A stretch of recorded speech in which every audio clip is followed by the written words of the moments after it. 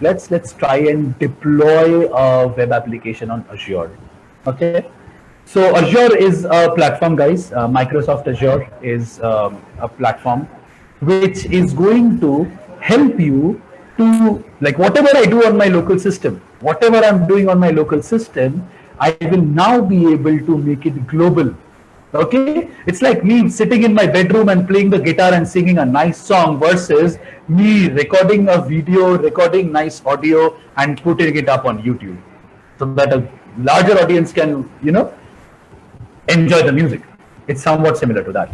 Let's look at how Azure looks like. Okay, so I would want one of you to just confirm. I'm still sharing my screen. Can you look at the Azure layout? Is the Azure portal layout clear for everyone? If one of you can just come on the mic. Awesome, awesome, awesome. Thank you so much. Thank you so much. Okay. So guys, once you sign into Azure, you will be redirected to the portal page. Obviously, the portal is something you need to enter. When you enter, it's going to look like this. It's not going to look like this per se. These are some of the experiments that I have conducted. Okay, these are some of the deployments that I have done to show it to you. Okay, and to begin with, you must know that there is a free trial which allows you to use Azure for 30 days. There's a subscription which allows you to use Azure for 30 days. You will have to, provide your credit card details. There are some formalities which are associated with it, so that they know that it's a non-fraudulent user, and then you can proceed with the whole scenario. Okay. Now, once you're ready, let's start with the deployment. Now, before I deploy, let me take you through the code, what I'm doing. So, guys, this is my GitHub repository, and I have come up with a use case wherein the user is going to feed in certain parameters of a cell. Okay, there are certain parameters of a cell like the texture, the smoothness, the diameter, radius, all these parameters of the cell, and based on that, my model will, try to diagnose the patient, do a diagnosis on the patient, and tell us whether this patient has breast cancer or not. There are different parameters which it is going to analyze, and on the basis of that, it is going to tell us whether this patient has breast cancer or not. Okay, so there are certain parameters. When we are redirected to the web application, I'll show you that. Okay.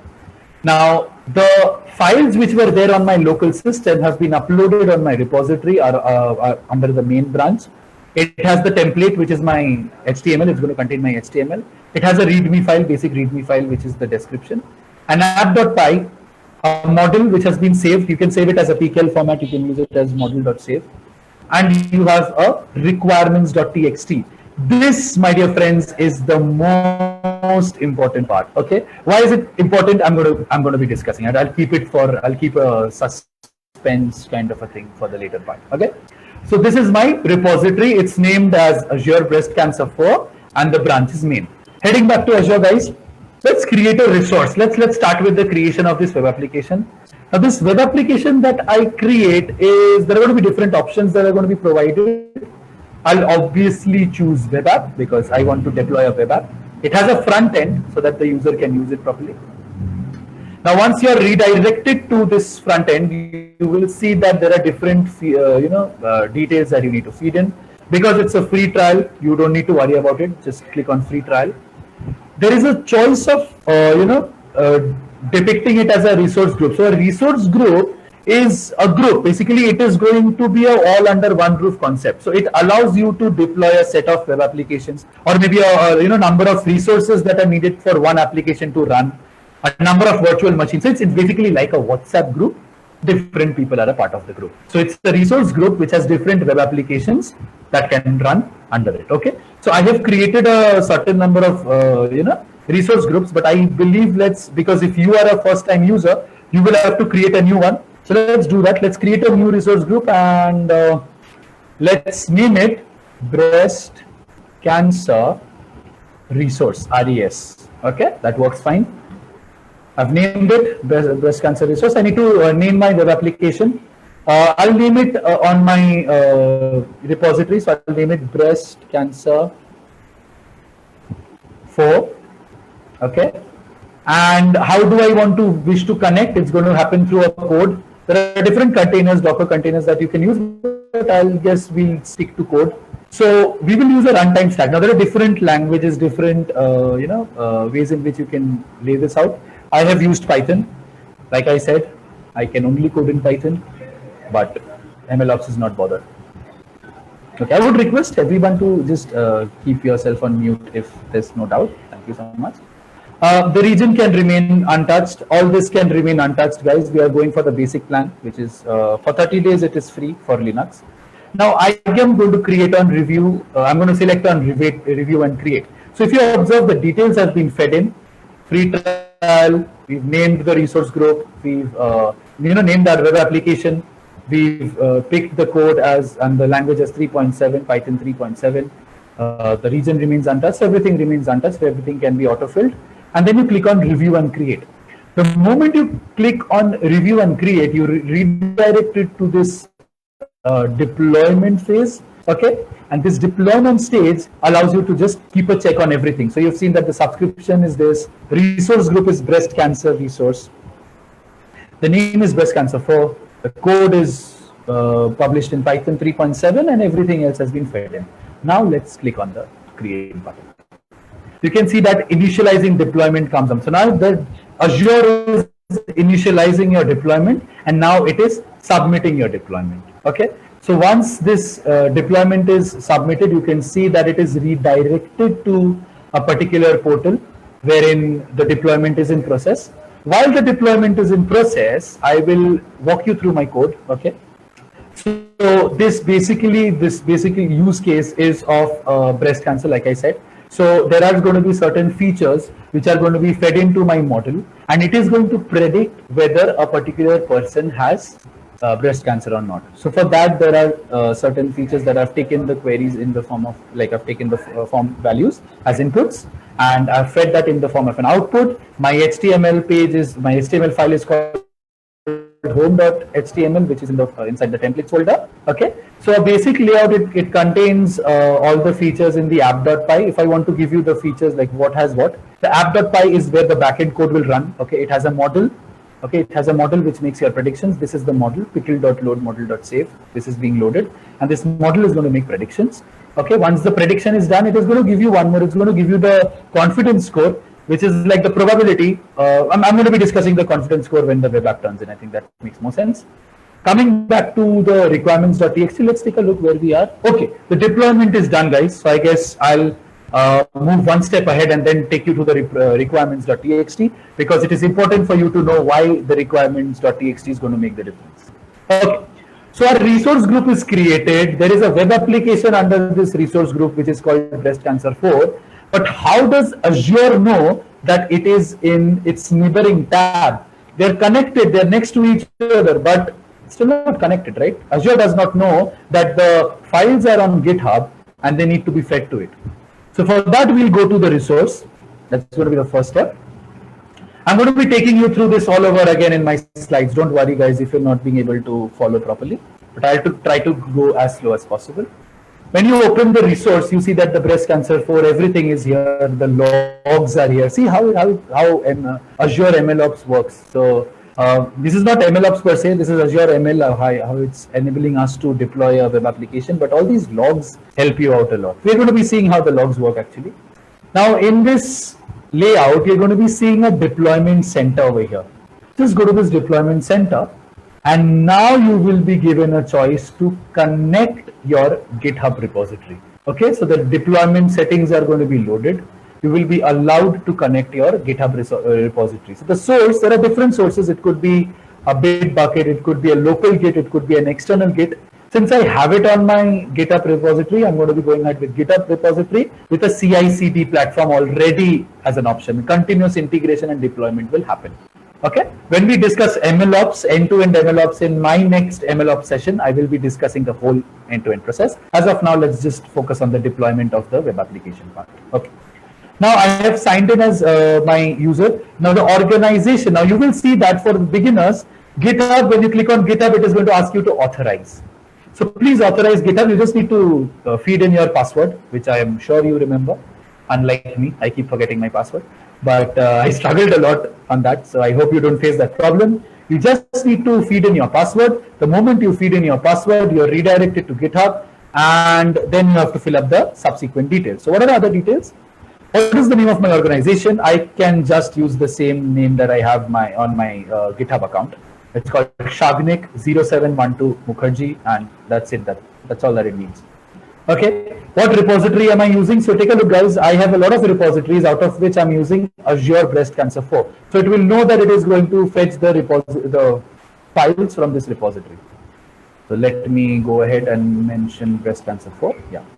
Which branch am I referring to? There's just one branch, this main branch. If you take a look, there is this main branch. Now, guys, if you observe, this repository has a templates file, has a readme file, app.py, model.save, and requirements.txt. How will Azure decide which one to load first and start working on first? For that, we need a YML file which determines the workflow. You start from here and go on in this direction.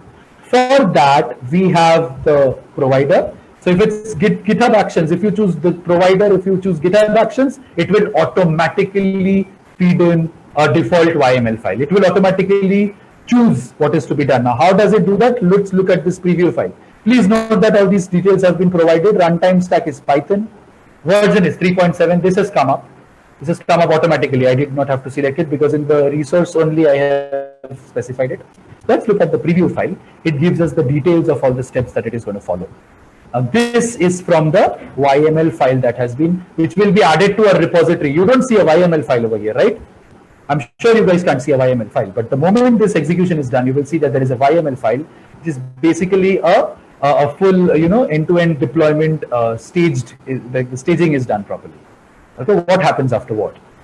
So I'm done with this. Just go up and click on save, and you'll see that the deployment is being set. Now your web application is going to be deployed on MLOps.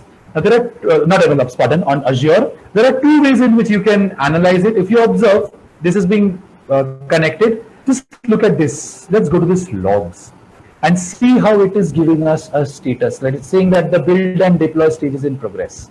Now here's another fun fact, guys. When you coordinate your Azure with your GitHub, you see that even GitHub is going to give you a set of logs, which is the actions. If you go to this actions page, you see that updating an app service or deployment is taking in place. Just click on that and you see that it is being built. The build is generally done in 20 to 25 seconds. So it's done in 27 seconds. Amazing. Now it is queued and now it will be deployed. So if I come here, you see that the build and deploy is in progress. It is happening. On GitHub, I know that the build is done. The deploy has just started. It takes 10 to, it started and it's 13 seconds here, but ideally deploying takes somewhere around 4 to 5 minutes. Okay. Now let me come back to my code. Let me open it in a new tab and let's discuss the requirements.txt. Okay. What is this requirements.txt? So guys, you will notice that every time you have done a machine learning project, you've had to use import pandas, import numpy, import sklearn, import this, import that. What happens when that particular library is not there in your system? It says that no library named numpy or no library named pandas has been found, which means that you have to do a pip install or something like a conda install depending on what environment you're working on. Okay. How will Azure know that what are the libraries that it needs? Because Azure is a different system, guys.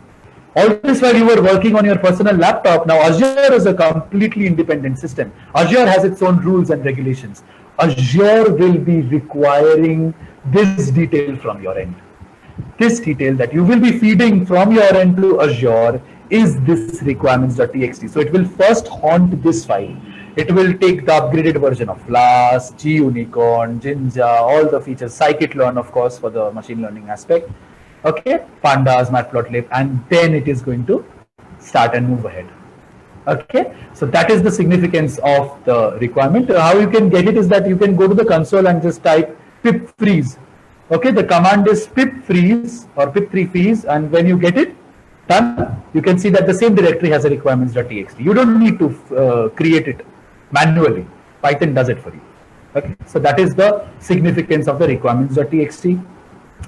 The app.py at the backend runs, like I've said. I have, okay, fun fact, look at this. We had templates and these 4 files, and now we have a GitHub workflow. This GitHub workflow has been induced by Azure so that it knows which one to start with, like what step comes after what. Okay, we are almost done with the deployment. Okay, we'll just wait for a couple of minutes and the deployment will be done. So how is it helping us, or what is the difference between DevOps and MLOps? If I am to recollect that again, this deployment in here, even DevOps would do that, but MLOps is going to help you, continuously retrain your model, continuously upgrade it. Why? Because the data has changed. MLOps is that coach of Virat Kohli who is going to train.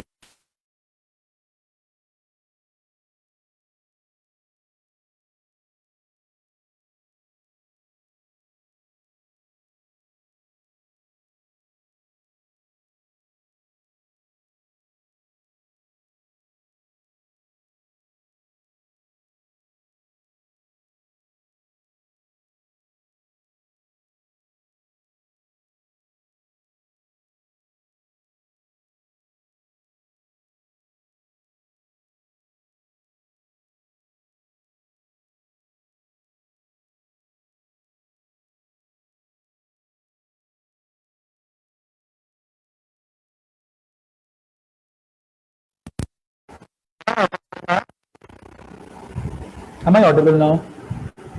Yes, yes. Okay, okay. What was the last part that you guys heard, if you may?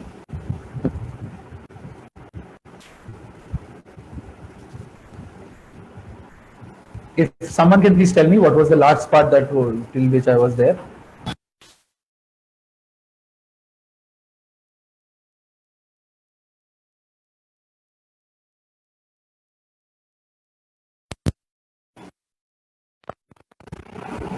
I lost. So you told you are at that that coach of Virat Kohli will train something. Okay. Yeah. So I am talking about what is this particular MLOps setup doing? Is that coach of Virat Kohli, right? Who would help him to adjust with the conditions, adjust with various discrepancies, various, like a bowler who has a mystery ball, a bowler who has a weird action, some new shots which will, like, it's difficult to play a straight drive in this ball, but you could, like, probably bend your knees and play a scoop at behind the wicket keeper, something like that. So that continuous training happens. So that is what MLOps does, which is what DevOps will not do. DevOps will do it, but it will, like, the continuous automation will not happen maybe. Okay, so that is the basic idea. I guess we're almost done with the deployment. Oh yes, we are done with the deployment. That's amazing. As you can see, guys, it took us 4 minutes 45 seconds, which is quite good. Earlier, by the way, Azure used to take 15 minutes, 10 to 15 minutes. The latest upgradation has worked really well. If you can see here that the app log has been made active. If there's anybody on the microphone, if you can please mute yourself. Okay, so everything is active. I'll just refresh the page and we see that the build and deploy has been successful. Now I can go back to my overview. Overview is where I was.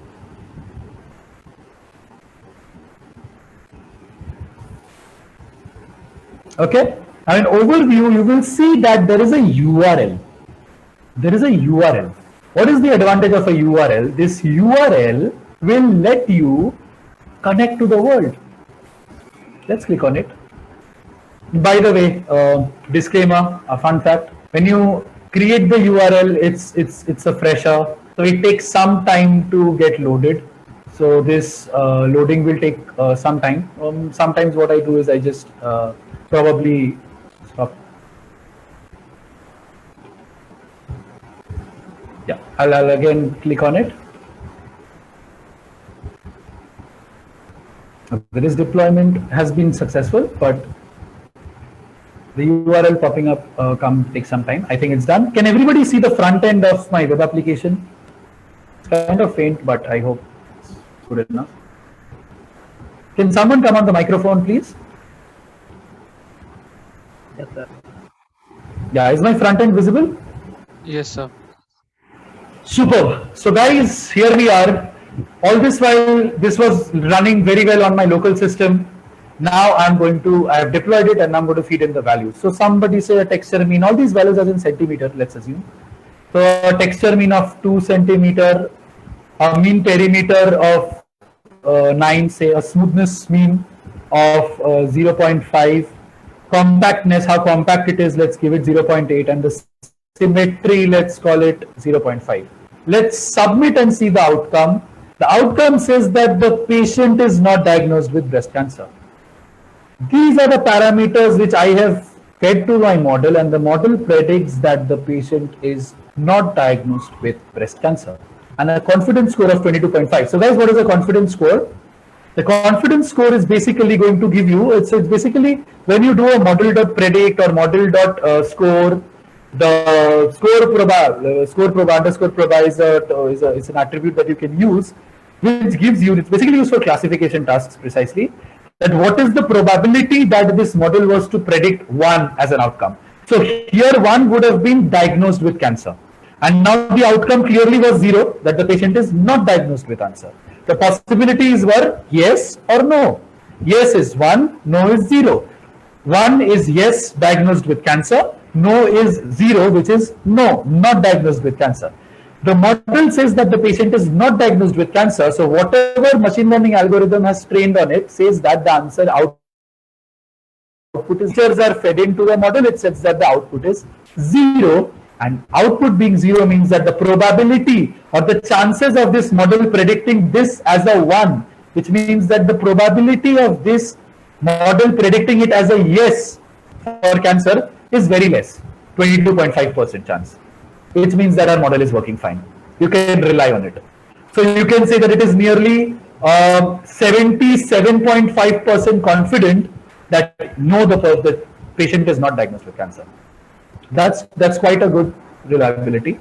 Obviously, with change in data, this will change, and again, MLOps will come in and help us to gather the whole thing. Okay, so this is how our web application will work. Where is it on my home screen? If I go back to my home screen, I see that it has come up with recent resources. I created a new resource, which is breast cancer resource, and within that resource, this web application was deployed, breast cancer for. So this is how you deploy a web application on Azure platform. There are numerous other platforms. You have Amazon Web Services, you have Google Cloud Platform. But for MLOps, in my next session, for wherein I'll focus purely on MLOps, implementation, I'm going to be using Azure as the platform. So for that, I guess it's one of the finest that you have in the industry. Okay. So coming back to our slide, let's do a quick recap of what we've just done. This is your home screen. Okay, is everybody able to see my slide? If one person can just come on the microphone and give me a confirmation on that. Yes, sir. Yeah, super. Yeah. Okay, thank you. So we have the first page, the portal page, which gives you the layout. Okay, you have to click on create resource. The moment you click on create resource, you're redirected to the next page wherein you have a lot of options, but we are deploying a web app, so we'll click on web app. Now that you've clicked on the web app, you're going to be creating the web app with certain basic features as input. Free trial. The resource group over here, when I taken these screenshots, I've named it in a different way, so you can choose your own way. Ideal scenario for you guys will be to create a new resource group and put your name, or whatever name you feel like. Then I'm going to be naming my web application. Okay, this was breast cancer 2. I think this was the second experiment that I was conducting.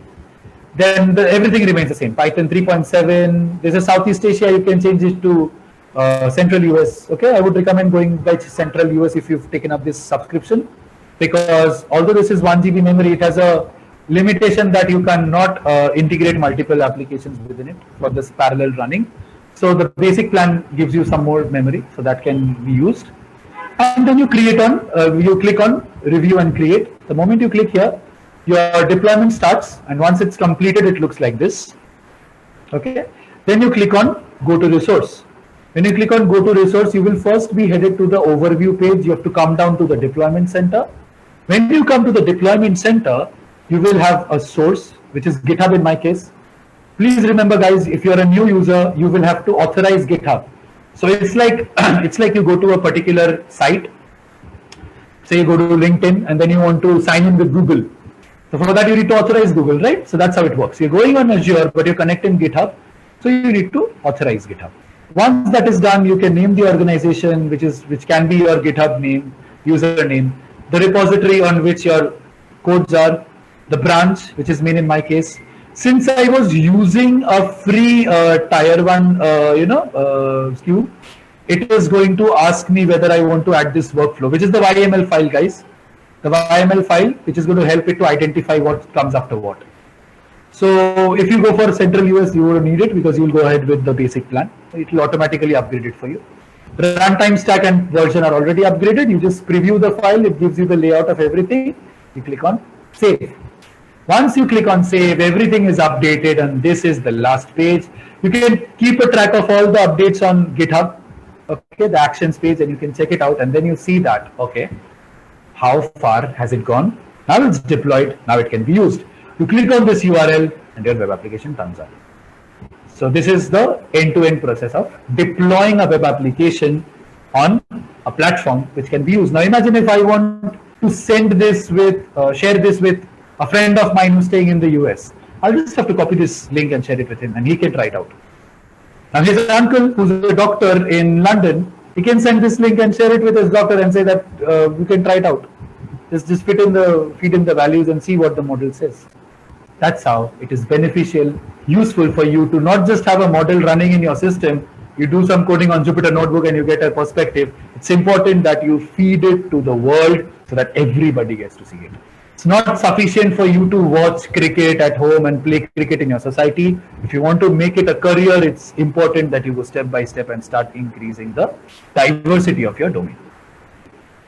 So, with that coming to an end,